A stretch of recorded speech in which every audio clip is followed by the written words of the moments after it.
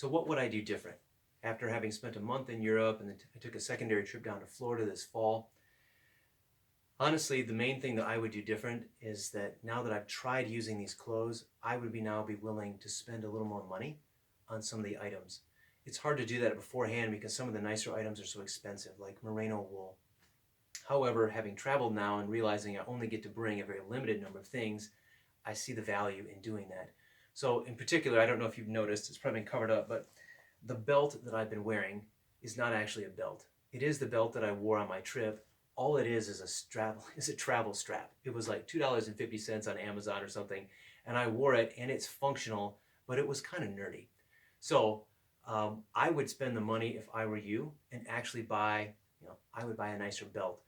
Also, some of my shirts here, these are older shirts. I used them for several years. One of them in particular is gray, and it's a polo shirt. I think I would rather have two of these shirts, even though they'd be identical, because they're so versatile. So I think I would replace one of my polo shirts, the gray one here, with another one of these merino wool t-shirts, which I just think I can wear under almost anything. The other thing here is this dress shirt.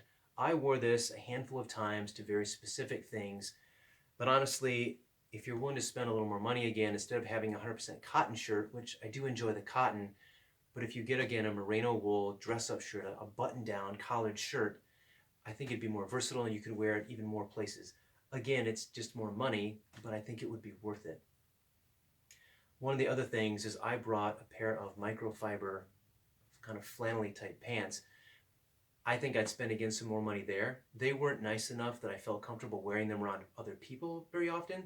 I just kind of wore them when I was by myself and wanted to relax. But I think it would be nice again to kind of up the game, maybe get something from Eddie Bauer rather than off the discount rack at JCPenney or something, and be able to wear it even in public as, hey, I like flannel, I'm willing to do that. But again, remember when you're swapping things out like that, make sure that the color schemes all match. So basically, upping my game with some of the things that I didn't want to spend more money on is probably what I do. One of the things that I look at and go, well, I didn't use it, but I think I'd keep it, would have been my laundry detergent. Something that if you have dirty clothes and you really need to wash them and there's not a machine and some soap available, what are you going to do?